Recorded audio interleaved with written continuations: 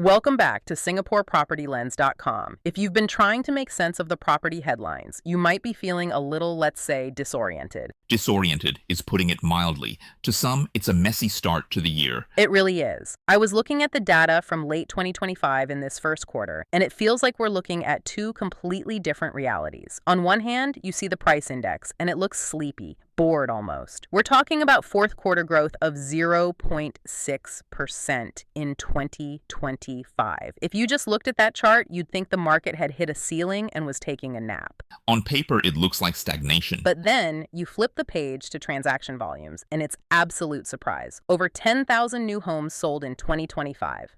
A huge number. That is not a sleepy market. That is a frenzy. That's nearly double the volume of the quiet years before. So help me out here. Are 10,000 people walking into a trap? Are they FOMOing into the peak of a stagnant market? Or are they seeing something that the basic price index is hiding? Well, it's definitely not a trap, but it's a massive disconnect. And you framed the mystery perfectly. Most people, including a lot of the casual observers, are looking at lagging indicators. They're looking at what prices did yesterday. But those 10,000 buyers, the smart money, they aren't looking at the past. They're looking at leading indicators, specifically the cost of the land that future homes will be built on.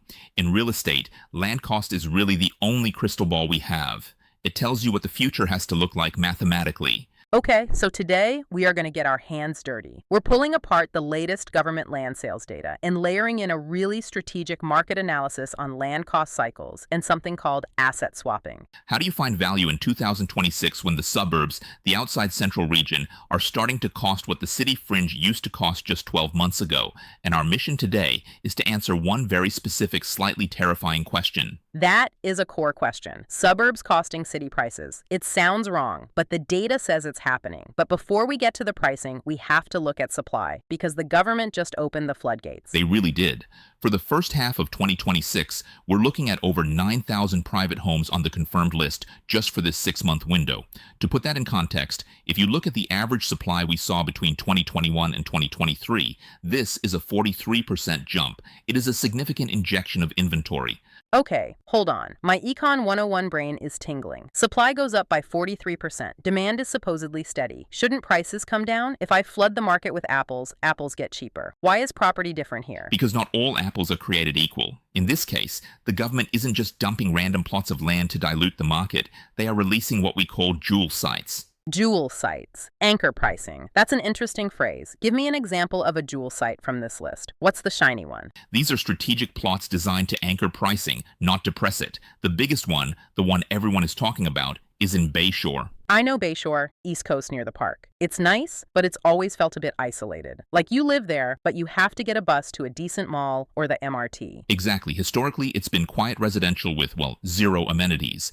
But this new site, it changes the gravity of the entire neighborhood. We are talking about 1,280 residential units. But the kicker, the thing that changes the math, is the 22,500 square meters of commercial space attached to it. This is the Bayshore Drive GLS site that was announced in December last year as part of the first half-confirmed list this year. 22,000 square meters. That's massive. Yes, that is a full-size mall. Plus, it's going to be an integrated transport hub with an MRT station and a bus interchange built right in. So, you aren't just buying a condo, you're funding the creation of a new town center. And that means developers are going to fight for it, and fight is an understatement. Analysts are projecting land bids north of $2 billion just to secure the site. $2 billion just for the permission to build. That's the entry ticket, and here is where that leading indicator comes in. When a developer pays $2 billion for the land plus construction costs plus margins, they mathematically cannot sell the units cheap. They have a break-even point. And that single site sets a high floor for the whole area. So even if the older condos next door are cheaper now, this new giant is going to pull everything up with it. Exactly. It re-rates the entire neighborhood. Okay, so that's the east. What about the west? I saw Jurong Lake District on the list again. Jurong has been the next big thing for what? A decade. It has, but the strategy has changed, and it's fascinating. There's a massive plot at Town Hall Link about 3.7 hectares. Originally, the government wanted a master developer to take the whole thing. One giant bite. One developer builds the whole district. Right, but think about the risk. Too expensive, too complex. In this climate, nobody bid. So now the government has sliced it into smaller parcels. Bite-sized chunks. Exactly. It lowers the risk for developers, which ensures competitive bidding. Jurong is becoming the biggest business hub outside the CBD, and the government is essentially engineering the demand by ensuring these sites get built. So we have this high-quality supply that developers are desperate for. This brings us back to the land cost. If headlines say slow growth, why are developers bidding like it's a boom time? They're desperate for inventory and they track the land cost cycle. Think of it like a roller coaster that moves 3 years ahead of property prices. Okay, walk us through the ride.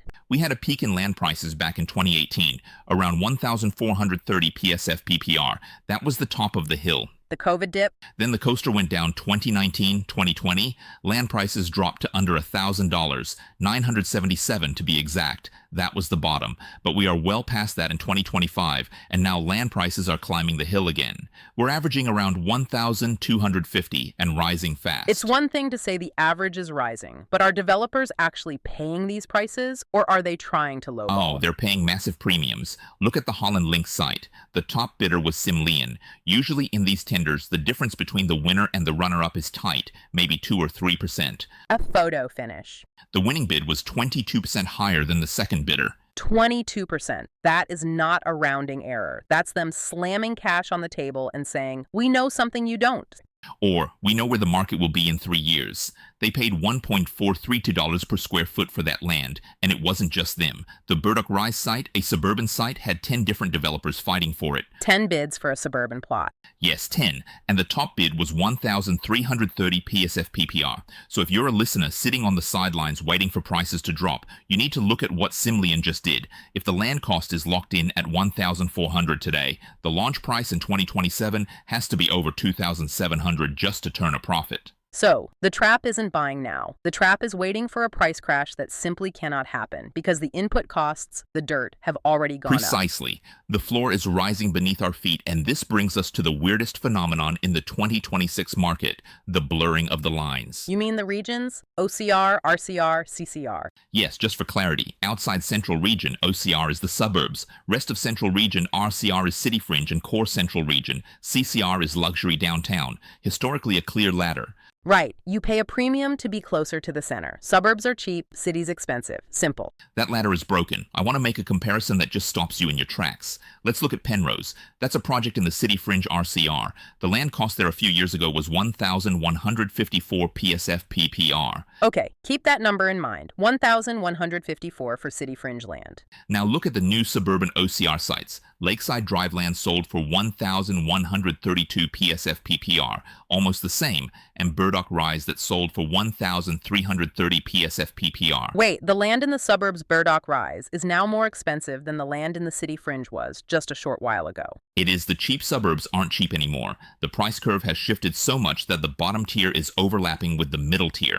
That sounds like a terrible deal for buyers. Why would I pay city prices to live in the suburbs? There could be other factors for purchase, but that is the deep dive insight for today. This price distortion creates a window of opportunity. We call it the V-shaped window. I like the sound of that. Walk us through the V shape. Imagine a V. On the left side, you have existing projects that were launched on old land prices, the cheap land from 2019-2020. On the right side of the V, you have the future projects coming from this expensive 2026 land. So the smart play is to buy on the left side of the V. Exactly. You want to buy the condo that hasn't realized it's underpriced yet. You are buying yesterday's land cost in today's market. You're buying the past before the future catches up. This leads perfectly into the strategy section. Let's talk about something called a harmonized swap. Sounds complicated, but I gather it's a way to capitalize on this. It's a way to upgrade your life without really upgrading your budget. But first we need to clarify harmonization. A little while ago, the government changed how floor area is measured. In older condos, you paid for everything. Right. Huge aircon ledges, void spaces, massive terraces you couldn't really use. The phantom space you paid for, but couldn't stand on.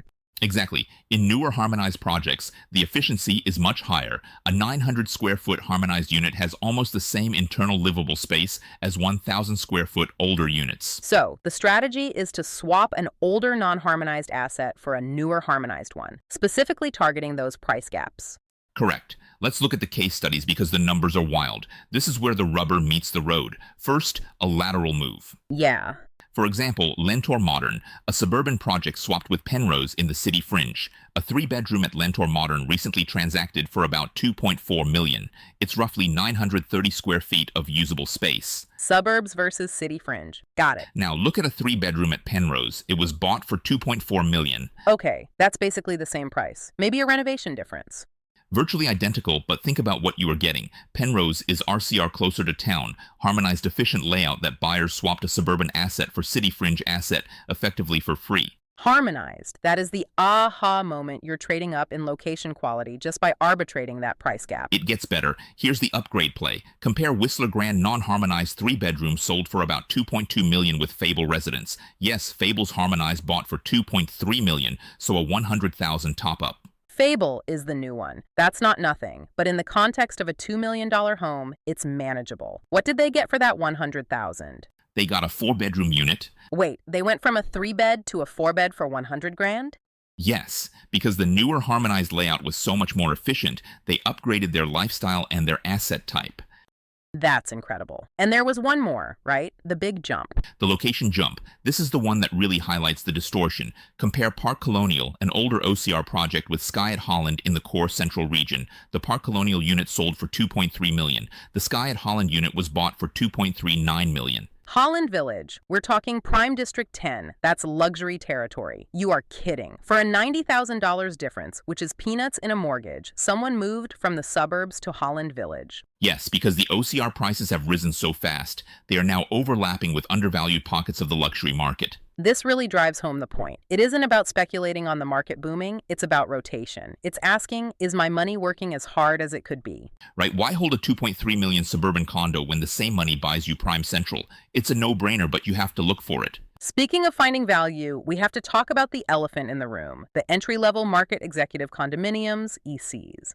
The Singaporean favorite, the public-private hybrid. We are hearing rumors, and it's looking more and more likely, of a 2,000 PSF price tag for upcoming ECs. A few years ago, if you told me an EC would hit that, I'd have laughed you out of the room. This is crazy. The sticker shock is real. It feels expensive. But in real estate, absolute price means nothing. Value is relative. You have to look at the gap. The spread between private condos and ECs. Right now, ECs are trading around 1,750 PSF. New private launches in the suburbs are around 2,250 PSF. That's a 500 gap that is your safety margin. Okay, so if ECs go to 2,000, doesn't that gap disappear? No, because you have to look where the private market is going. Remember Simlian, remember the land costs. Private suburban launches are heading toward 2,500 PSF. They have to. So if the private market moves to 2,500 and the EC is at 2,000, the gap actually widens to nearly 600 PSF. So relatively speaking, even at 2,000 PSF, the EC becomes more of a bargain than it is today. Exactly. The tide is rising and there's a wild card,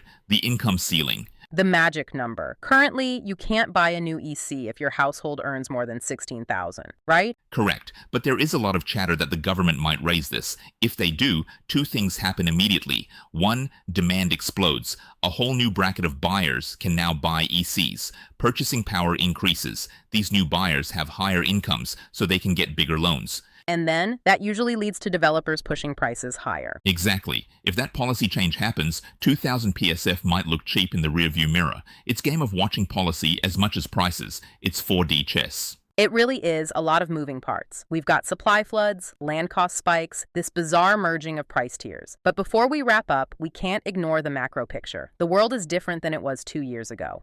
The biggest difference is the Fed. They cut rates 3 times in 2025. The market consensus is expecting more cuts in 2026. Interest rates. Cheaper borrowing combined with high replacement costs. Those high land costs is a very sturdy recipe for asset prices. It's very hard for property prices to crash when the cost to build is high and the cost to borrow is getting lower. So borrowing is finally getting cheaper. That's a solid summary. So for the listener who is trying to synthesize all this, what is the one thing they need to take away? Stop looking at the scoreboard. The scoreboard shows you the score of the game that just finished. The price growth of 2025 is history. It doesn't matter anymore. Look at the draft picks. Look at the land bids. That is the script for the next 3 years. If developers are paying record prices for land today, you cannot expect cheap condos tomorrow. The math doesn't allow it.